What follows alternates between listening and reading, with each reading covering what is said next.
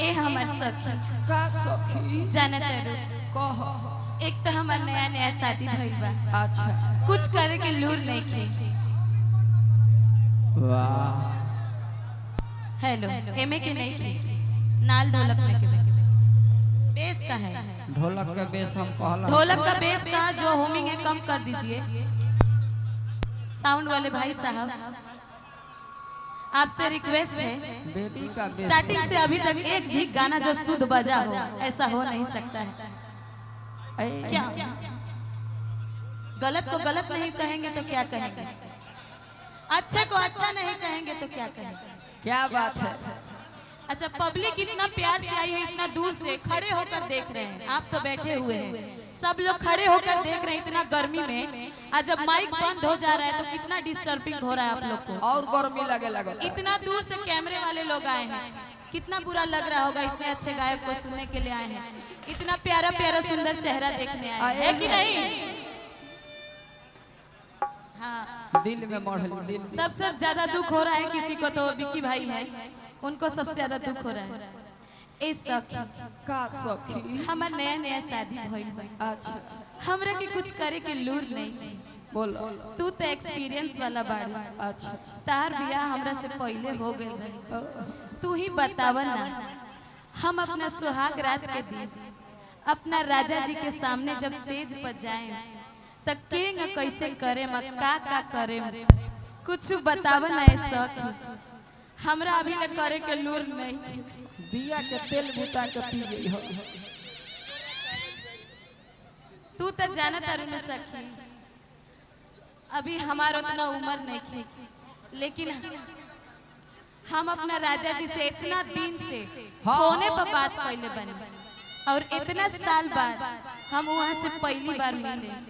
कौना रंग के साड़ी पहने, कौना कलर की ओठलाली लगाए अपना राजा जी के रिझाए।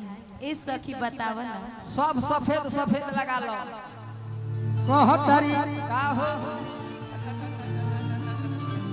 आई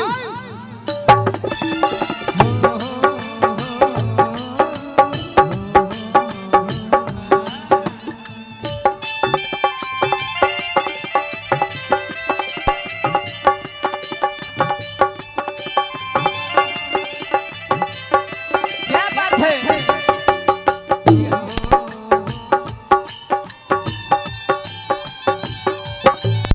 जय हो।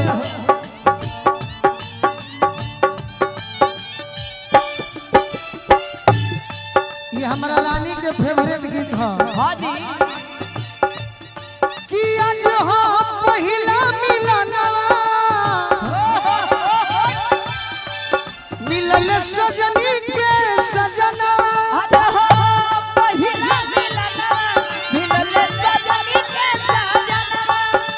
हमारी अंग अंग गुला नियन खिलल बा बदनवा सीतू बाबू सुनी सुनी भागवा जन बिहान होके दी सुनी सुनी भागवा जन बिहान होके दी। हमारा राजकुमार भैया के तरफ से आशीर्वाद मिलल। हमारा सीतू बाबू रानी जी के फेवरेट गीत है। आई पूरे छपरा सिवान गोपालगंज में हाँ जी यही गीत पर रानी जी डांस करके हाँ हाँ फॉर्च्यूनर ले ली हली और आगे कि आज राजा जी के कोरवे में जवान हो खेती आज राजा जी के कोरवे में जवान हो खेती। कि आज राजा जी के कोरवे में जवान हो खेती हे राजा जी के कोरवे में जवान हो खेती। सुनी सुनी भगवान जन बिहान हो खेती सुनी सुनी भगवान जग बिहान हो खेती। रानी हने आओ तनी मदद करा हमारा क्या बात है। आराम में घर बनता।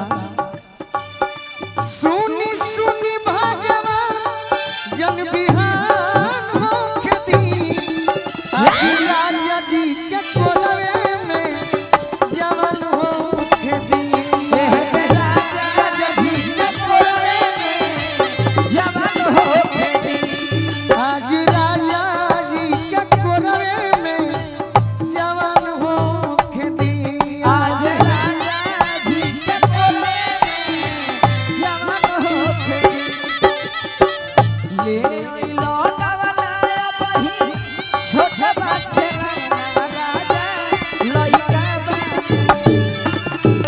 ले लो दवला बही छोट बाटे राजा लइका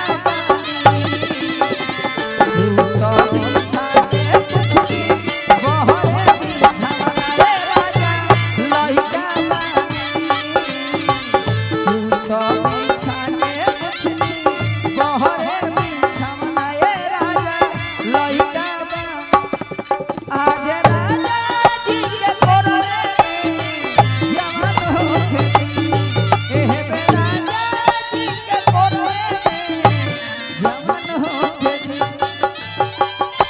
बड़े भैया हमारा अरविंद भैया अविनाश भैया राजकुमार भैया हाँ जी और बड़े भाई हमारा विक्की सिंह जी के माध्यम से आशीर्वाद मिलल लड़की को हतरिए रानी जी का हो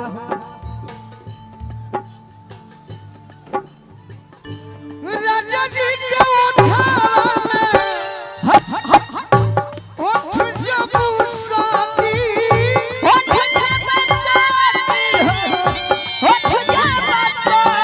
भूख भूख बड़ी हमारा दिलवा के पोती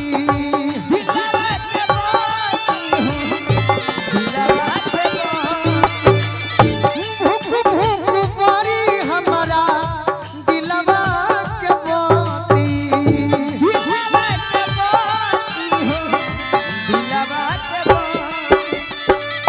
ये हमरा मनमीत बाबा के क्या बात है हमार फोन आई रहे वो कुंदन फोन कैले रहले हाँ हाँ उपेंद्र बाबा स्टेट बैंक के मैनेजर साहब की ओर से जय हो रात भर लभ के दरियावे में रात भर लभ के दरियावे में नेहन हो खेती कि आज राजा जी के कोलवे में जवान हो खेती राजा जी के कोलवे में जवान हो खेती आज राजा जी के कोलवे में जवान हो खेती आज राजा जी के कोलवे में जवान हो खेती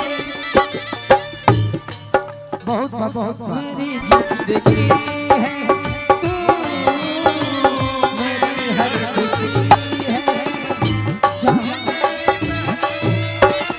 तू ही बसती है तू मेरी हर खुशी है तू मेरी हर खुशी आज राजा जी के कोलवे में जवान हो खेती एह राजा जी के कोलवे में जवान हो खेती रोगन के ताई पिया और जब उठई है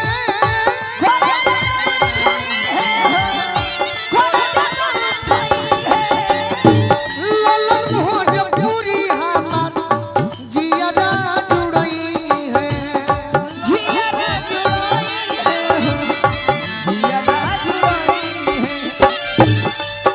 हियरो गोलू राजा के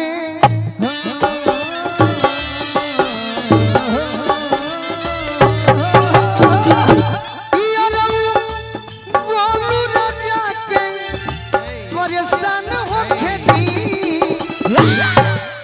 जल्दी में सब गीत सही कि आज राजा जी के कोलवे में जवान हो खेती आज राजा जी के कोलवे में जवान हो खेती आज राजा जी के कोलवे में जवान हो खेती राजा जी के कोलवे में जवान हो खेती आ